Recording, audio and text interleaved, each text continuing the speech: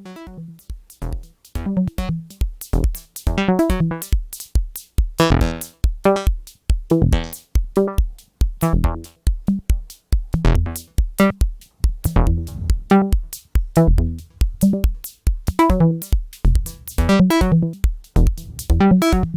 right, you already know who it is. Father Boo. It's Sunday morning. It's church time. We got something new today, newer than new, differenter than different, bigger than big. That's right. I guess I've been hyping or teasing some projects I was going to drop at the end of January just for, maximum hype volume. So this is the first of those today, getting started. In case the hint hasn't given it away, we're listening to one of the old school techno generating machines we made previously. Well, techno is probably the theme. House would also be suitable.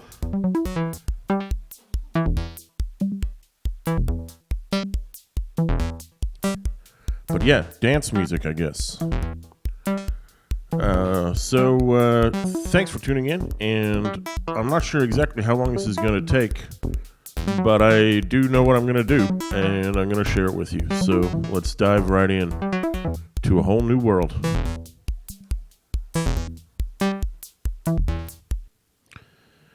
Okay, so this is the prequel episode, the setup episode. Let me just tell you what I'm setting up for. At some point before the end of this month, I'm going to sit down with the same gear I always use, the gear I'm using right now, which is just my Nord, a mic, and a sound card. And I'm going to try and improvise an entire live techno set, straight to tape, live, just hot mixing board, hot mic, do it. So, with that in mind, I need to build the machine I'm going to use to do that. If I'm going to make an hour and 20 minutes or an hour and 25 minutes of continuous techno music, then I need to make multiple songs. If I was a DJ, I would have 2 turntables at least. And I would, in the traditional manner, I would have a song playing on one turntable and then cue up a song on the other turntable and make sure they're at the same tempo or beat matched, and then fade from one over to the other. So there's a continuous stream of music and you don't need to take a break or stop. People don't need to stop dancing. So I'm not using turntables. I'm going to synthesize it all from scratch in the Nord Modular. And today's patch is going to be just putting together that machine. You can see now I've already used 1.4% of my total processing power load, and that's going to go all the way up probably today to 90-something% as we try to max it out. Why do I have to do that? Let me show you what I mean. There's a few, but there's one of the known limitations of the Nord Modular is this. Take a look here as I build a sequencer here's a clock at a very slow tempo and a sequencer. So follow the little green light as he moves along through the various steps. When he reaches 16, he will go back to 1 again. But if I make a new module, keep watching the green light. Oh, it jumped back to step number 1 as soon as that module was created. Watch, I'll do it again. Oh, it went from 13 to 1 again. So if I'm playing live techno, I can't have my sequencers all reset to 1 every time I make a new module, which means I can adjust knobs on the modules, but I can't create or delete any of them during my live set. So what's the solution? The solution is to build the machine now during this video you're watching, and during the actual performance time, I won't ever be able, you won't see me do this little drop down and pick a thing and choose that. I won't be able to do that. I have to do that all in advance. So we're doing it now. So I thought about it a bit, and you may have heard me say before, if we're doing techno, a useful sacrifice is to put a compressor in the mix. What I don't, besides not resetting my sequencers, I also don't want my music to clip or digitally distort while I'm playing. So you can see here, let's just kill the red cables. This is a limiter, which means it will never be louder than 0 dB. I might even set this to -1 dB so it can't clip anyone's speakers. And this one, I'm not sure. I hope that if this restrains it to -1, then this output will be sufficient. Honestly, I don't know. But that's my best guess. So I've got the mixer wire, the compressor wired into the outputs, and I'm going to have I think I'm going to put an 8 inputs mixer right here. So you may already be able to tell I'm arranging the columns differently. I'm just trying to do this for visual understanding reasons. I can tell you that I'm definitely going to need one clock. And I thought about using the MIDI clock, but if I'm allowed to give things away a bit, one of the classic elements of a live techno set would be to start at maybe 124 BPM, and by the end of your set, be at like 133. So the people who are dancing, you subtly increase the tempo and, try to raise the emotional level of your crowd, if possible. So this will be our overall master clock, but this will be our output system here. With that in mind, I'm just going to go ahead and keep making modules here. I think you're going to see three channels today. The central channel will appear in all tracks, and it will include 2 of these expensive drum synths. One of them will be set to a kick, and the other will be set to a cymbal. Let's just move them up a little bit. Usually, if you were a DJ, you'd have your 2 records, and there'd be a kick drum on one and a kick drum on the other. Since I'm synthesizing everything from scratch, I'm not going to do that. I'm going to have 1 kick drum and 1 hi-hat for my entire setup. I don't think, effects. I'm not sure if I will really need to mess around with the effects on these 2 instruments. So at least for now, maybe when we get to the end, if I have a little processing power left, I might throw something in. But for now, let's just leave it. And let's put a event sequencer under here, which will take its clock from here. You can see it go in there, and the reset sync goes into here, I believe. So, there's the kick trigger. There's the hi-hat trigger. And, of course, it'll probably be a pattern that looks something like this with a kick as 4 on the floor. And then I can put an offset hi-hat. I'm not going to put them on every beat, but I'll just put one here and here for now. So this, although I will adjust these knobs, this will be my drum machine for the entire thing. Let's get the other 2 so-called mixing boards up on the stage, up on the screen. So I'm going to take a 3-input mixer over here, another one over here. Oh, you know what? Maybe I can save a little bit of processing power. Okay, let's do that. Let's kill this mixer and make a 3-input mixer. We'll still feed the kick and the snare to here, because having them on their own volume levels will be important. Some of the time I'll be playing, quote-unquote, this synth will involve muting, like reducing these volume levels to 0. So we only have 1 input left. Let's take the output and feed the compressor with it. Oh, you can hear the pattern now. just do this. Okay, good. I don't think we need to listen to this the whole time. Let's just mute it for a sec. So the idea that just struck me was tying in with my idea of being a DJ. What I should do is have a crossfader. Yeah, that's cool. Which is, so basically, one mixer will be in channel 1. One mixer will be in channel 2. This knob here allows me to fade between 1 and 2. I'll leave it on 1 for now. And I'll feed the output of that into the mixer. And then that way we don't need an 8-input mixer. We can use a 3-input one. You can see already that my cables are getting in the way. So for the actual performance, we'll probably hide a bunch of them. But let's just leave them up there for now. So where are we on load? We're at 41.0. Okay, that's still doable. So we still have 3 voices on each side here.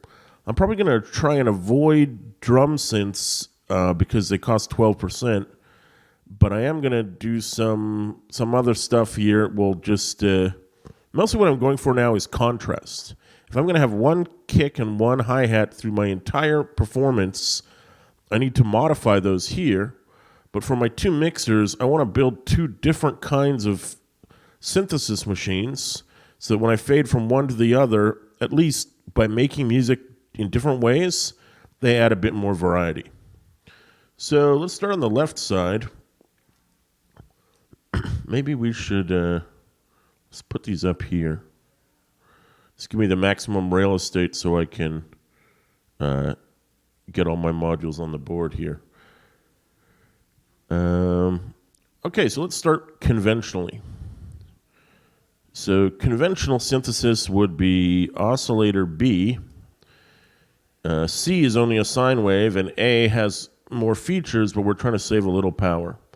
So a typical sawtooth wave into a classic filter, and we'll use the energy-saving attack decay envelope.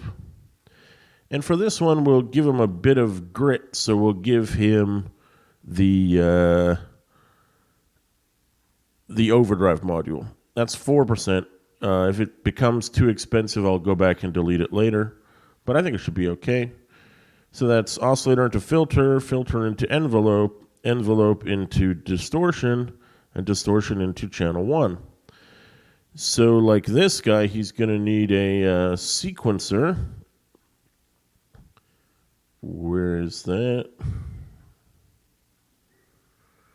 Let's go with my classic B. And it's boring, but it saves me some energy to use this as the gate. So I'm going to do that. I'm also going to use a key key quantizer. Yeah, probably. It's 1.3%. I think it's worth it. And this whole performance, well, we'll figure out what key it's going to be in later. We don't have to do that right now. So there's the sequencer who has a random pattern feeding into the key quant and then going back into the pitch input of the oscillator. So that's basically a voice. We can probably listen to this. Let's just wire up the clock and the reset as well. This is going to be a 16-step pattern. I wonder if we can hear it right now. Can't hear anything yet. What am I doing wrong? I can see the gates flashing, so... Oh, I may be on the wrong channel? That's it. Okay, well, that's an important thing I need to fix right off the bat. If this fader is to the left, it has to be channel 1, but I've put the mixers in the wrong inputs. There's the right one.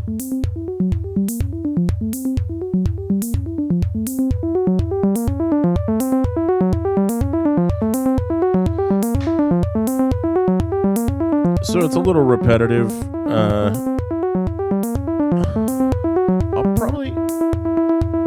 think I'm just going to do this here. Bear with me for a sec.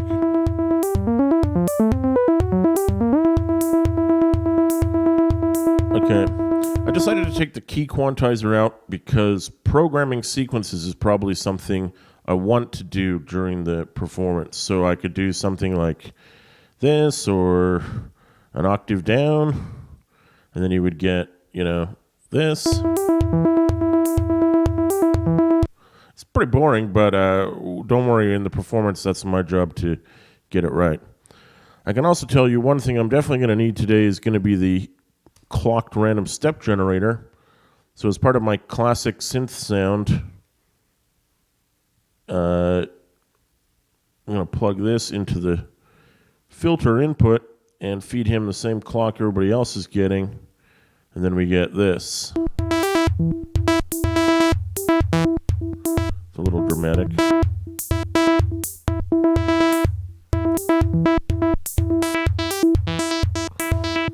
Right? Okay, good. We've all heard me make that kind of sound before. So we're still at 60%. We used 20% to make one voice over here. It's a little expensive. I'll give you that. What else are we going to have on this side of the signal chain? That's a good question. We might want to... I was thinking of putting in toms, but they're so expensive. I think I just want to... I'm going to leave this here for a second. I'm going to try and build a cheap signal chain over here and see what I have left for voice one, for mixer one. That's just the way I feel like doing it right now. If you don't agree, I'm sorry. So one thing I know I want to do over here is have the ability to play chords. If this one is a monophonic traditional sequence, I know I definitely want a simple chord playing machine over here. So that is going to require percussion oscs.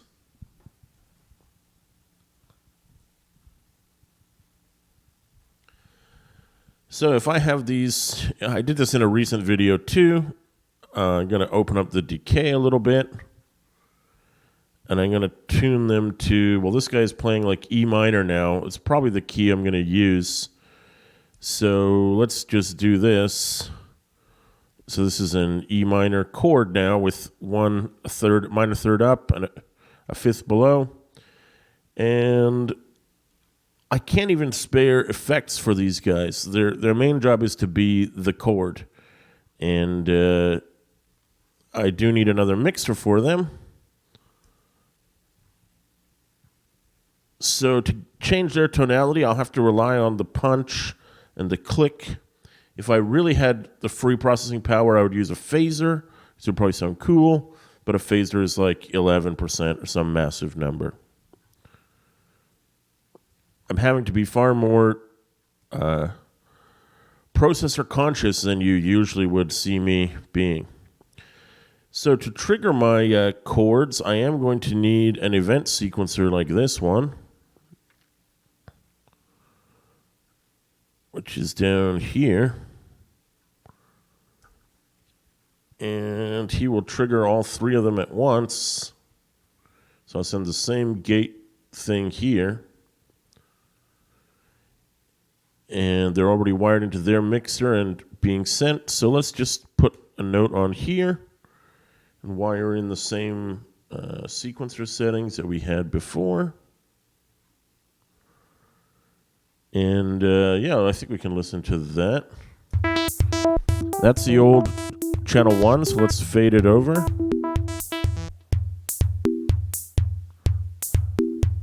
Doesn't sound too exciting, but let me jazz it up a little for you. Hold on.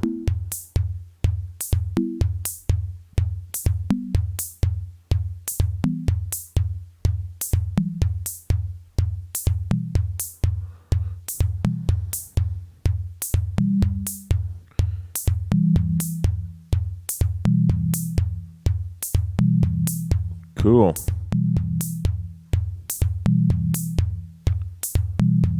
Let's give him that punch. Yeah, you can hear that.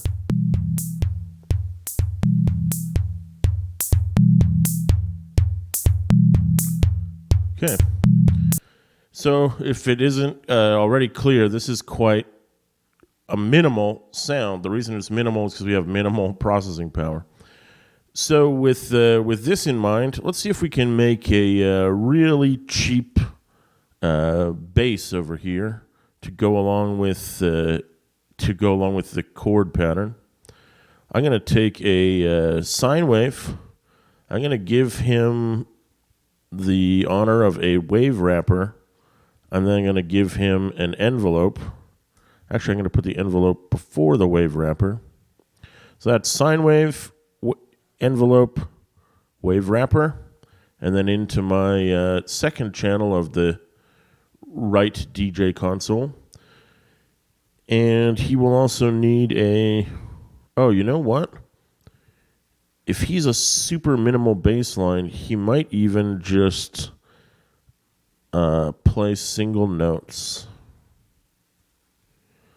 Because I would love to give him a sequencer, but I don't think I can afford it. So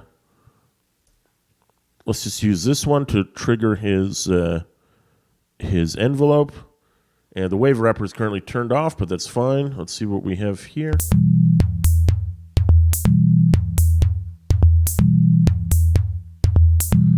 Good. So if you listen to it, just being a sine wave, well, let's give him a little wave wrap.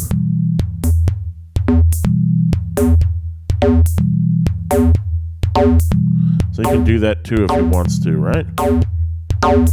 Nice harsh aggression, which is quite a contrast to the chord sound.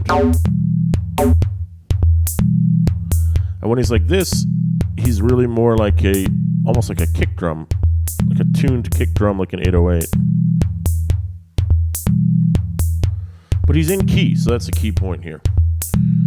Okay, great. So we've got two voices on this side over here now. We've got the chord plus a bass line, and then we've got the melody here. How else shall I use my remaining pieces of sound? Well, I think my second voice here, I will do a reverse of what I had on the right side. Percussion oscillator gives you a lot of value for money at only 4.9%. You don't have to use an envelope or anything. As you can see, these three here just go into the mixer and they're done. So, I wonder... Okay, let's switch it up. This one had no sequencer. I mean, he had no pitch sequencer. I was thinking of giving one to this guy, but then I have two pitch sequencers on one side and 0 on the other. So it seems to make more sense to put the expensive sequencer over here. So even if my chords are stuck playing a single note each, which can be changed, but they can be a different chord, but they can't have their pitch inputs manipulated, I think I'll use this one to control the pitch of my bass synth. So that means turning this up all the way. So it's going to play the same note now if I turn it on.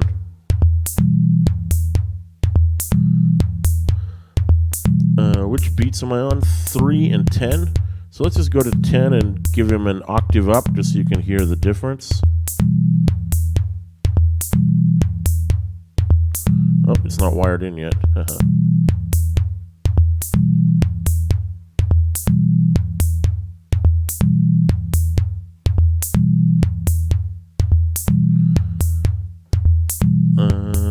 What am I doing wrong here?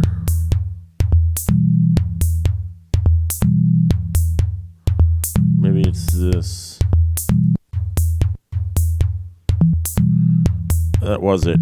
So you see that was another case of the sequencers being out of sync with each other. You can hear that octave up now. Or with this. Wave wrapper sounds great. Remember, we're also hearing some reverb here from my sound card. I think for the performance, it's going to be in the mix, so that's great. Okay, good. So that's a good balance. So on this side, the percussion oscillator will not get a sequencer all to himself. He'll have to just, play single notes, whatever those happen to be. They'll be pitched, but wow, we're getting really close to the end of the line here. 94.7. Okay, I can do it. So I definitely need a... I was going to give him a... Well, let's try it. I was going to use an event sequencer here.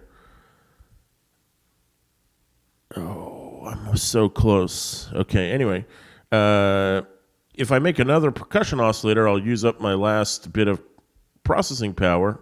In fact, I'd probably go over. Excuse me. So, at least with this, I got my 16-step sequencer, can control the pattern that this one plays. My other option was to use this, the clocked pattern generator, but it only has one output, and it actually costs more than the event sequencer, so it's better to have the two outputs. So with almost nothing left, what can I do? I can tell you the answer to that. The answer to that is noise. Let's take a noise generator, 1.7, and we're now so close to the max here. Let's take the envelope, 1.4. We're now at 99.4. Is anybody impressed yet? I am. Okay, great. So now I have a boring little third voice here that does nothing but make white noise. That's all it does. It doesn't do anything else. It can change from white to colored noise. Please do not write me any emails. But that, other than being triggered, he can't really do much else. But I bet you with the live setup, I'll be able to do something interesting with him. For example, right now, let's fade our fader back to channel 1.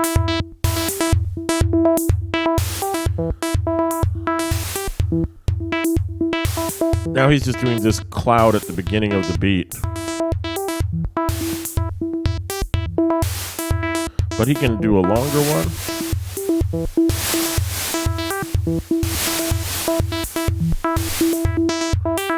Right. He can do a lot of things. It's just an attack and a decay. I mean, not everything, but something. So that'll be his job. If I had any more processing power, what I would do now is take one more cheap envelope over here and take the same noise output and use it over here as a different, like have it play on a different beat, if you see what I mean. I guess I'm going to try and look now and see if there's anywhere I can shave a bit of power just to get this. What does the note sequencer cost me? He cost me 1.4, and the envelope cost me 1.4. So I could do that. I could give up the chance to program notes on this bass line in order to get the envelope I need for this, but then I'd still need to trigger that envelope somehow. I think I'm going to skip it. I think I'm going to live with this machine the way it is. So it sure looks messy. Let's just go ahead and get rid of some cables here. Very little CV going on, so I think we can leave the CV up for now. This is one of those things I'd hope to recycle. So, for example, this LFO is feeding this filter, but I thought maybe I could feed some other pattern over here, like velocity or whatever, with things the way they are, with 6.6% left. Can I get a control signal mixer? Oh, yes, I can. And can I get a constant, which costs nothing, I believe? Where is that? Come on. Constant costs nothing. And then okay, let's make another control signal mixer. I'm just trying to use the remaining power I have here to do something. Wait, where did that go? Control signal mixer.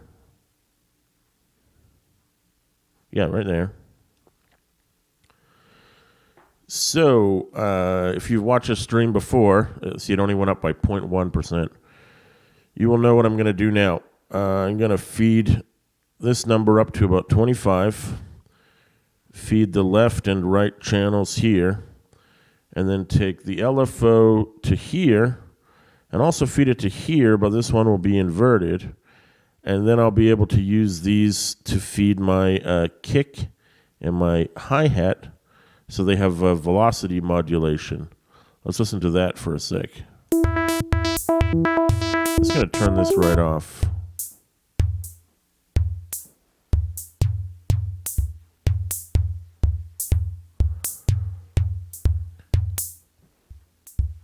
It's kind of too much for the kick drum because I can't have him fading down to such a low level. Let's try dialing this down a bit.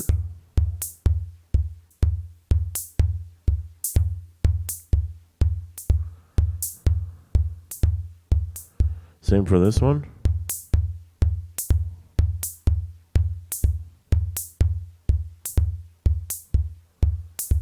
So we're getting a bit of variation here.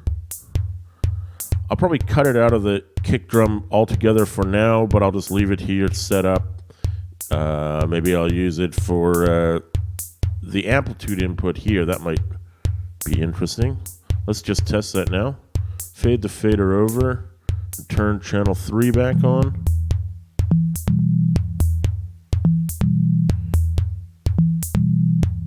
Yep. Feed this to there.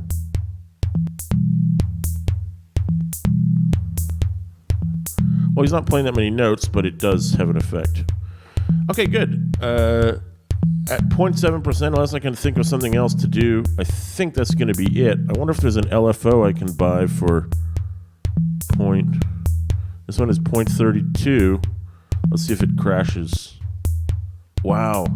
It got to 100.1. I've only seen it do this a couple times before. So let's just move these random dudes over here. These are the LFOs we can use for various things department.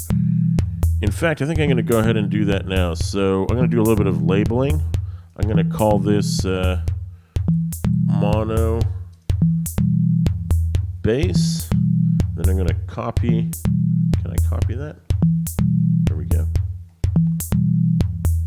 Oh, I don't want that to happen during the performance either. But I don't plan to rename anything. Oh, it didn't take.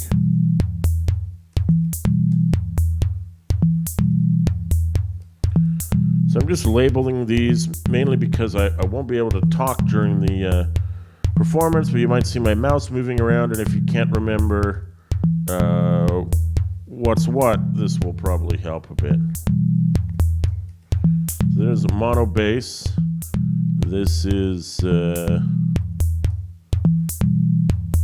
tuned perk, and this is, I'm going to call this deck A. And I'm going to call this deck B. I'm going to call these guys chord because that's their main job. The 3 percussion oscillators. So usually I'm too lazy to label these, especially because when I perform, I don't have the, or in the past when I performed, I didn't have the editor visible to me. So it didn't matter to me whether they were labeled. If I had a more expensive Nord, you could actually see these little labels show up on little LED screens on the hardware, but the Micro Modular doesn't have that.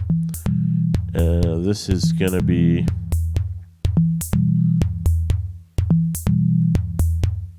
This is going to be sine bass as opposed to mono bass.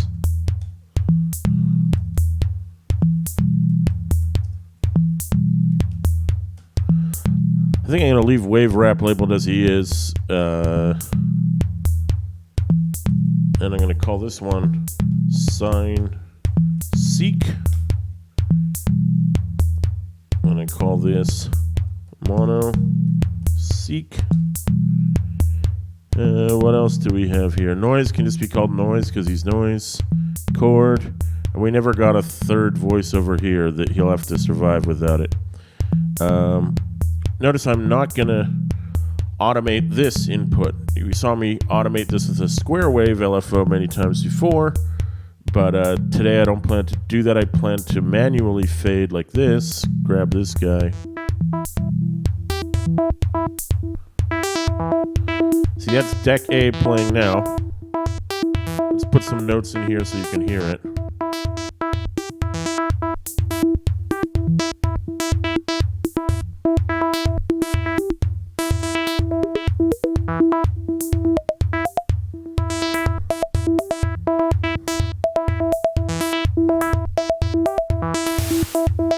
Right? The noise is almost like a cymbal or hi-hat, really. That's pretty cool. So that's deck A. Let's fade to deck B. Well, there's both together. That's cool, because they're all in E minor, they're all tuned together. And deck B. This one is less busy, so you're getting less beats overall, but having the kick drum, you're actually allowed to hear the kick drum more clearly in this setup.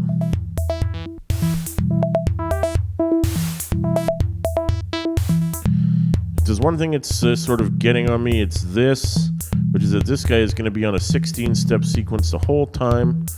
I might even steal this guy's output, remove it from noise and then use this channel to sequence him if I need to, which I probably will now that I think about it. But it's all good. This is all set up for experimentation in some ways. Even this one little LFO that I fit in just because I could. I love triangle shape. It's just a slow up and down, and I've set it to a slower speed here. So this could be used to run into the filter, into the amplitude of this tuned percussion, into a lot of things. So yeah, this is it for my machine. It took me a little bit longer than expected. Let's just save it here.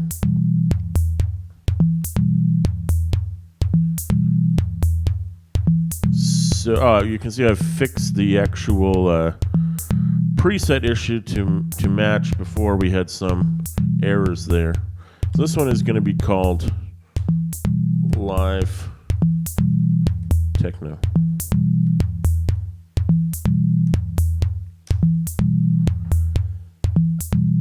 So yeah, as I said, the next video in this series, it may not be the next video on my channel, you will see me take this exact setup you're looking at here, perhaps with some of the notes adjusted, and I'll see if I can do an hour and 20 minutes or an hour and 30 minutes of improvising. I hope, it was easy enough to build this and to put some simple patterns in, but the hard part is actually making music on it, and or making music on one side, letting that music play to the audience, and then making the other one. Remember, as a DJ, I'd be able to put my headphones on and hear what was on this channel. Well, I can't do that. I have to program from mental ability, or I would have to clear the sequencer and put new notes into it for the next time. But that's what I'm going to do. I should say, where did this crazy idea come from? I was reading about a dude who took his Eurorack set on the road and was improvising on a Eurorack modular to make techno every night, and he didn't even have as much prep as I had here. He just went at it and go for it. And also this here, I'll do that for fun. This module was of course inspired by the Rosie, which is a little 2-channel output which does exactly what this one does. It allows you to fade between 2 different submixes, and it's a Eurorack module, so it also has a headphone out. So like a DJ, you can actually prepare without blind programming like I'll be doing. But that's okay. I'm not complaining. I'm just saying this is where my ideas came from. I've had the Rosie for a very long time. I've never gone and played a live set in the real world of improvised techno on Eurorack. I'm going to try it here in the virtual world, and maybe someday in Eurorack in the real world as well, or on YouTube. Who knows? Anyway, thanks for listening. Oh, I'll tell you one more thing. So there'll be the whole live set for an hour and 20 minutes or whatever, and I won't be talking during that time. I'll just be imagining there's a dance floor, if you want to think of it that way. I want it to be just music. But what I'm going to do is afterwards I will go back and add a voiceover to that and upload that as another video. So that if you're interested in what was going through my head when I was programming it, that's what I will try to do. Sort of like a guy from The Simpsons commenting on an old episode that he worked on and trying to remember what he did or why it was funny or whatever. So yeah, it'll be similar to these streams in that I'll be explaining what I'm doing, but I want to do the first one as just music by itself for any fictional music listeners out there who want to hear it. So yeah, thanks for listening, and we'll be back very soon with that live techno set. So look forward to it. Thank you very much. I've been Father Moo. I remain Father Moo, and I'll be back again very soon.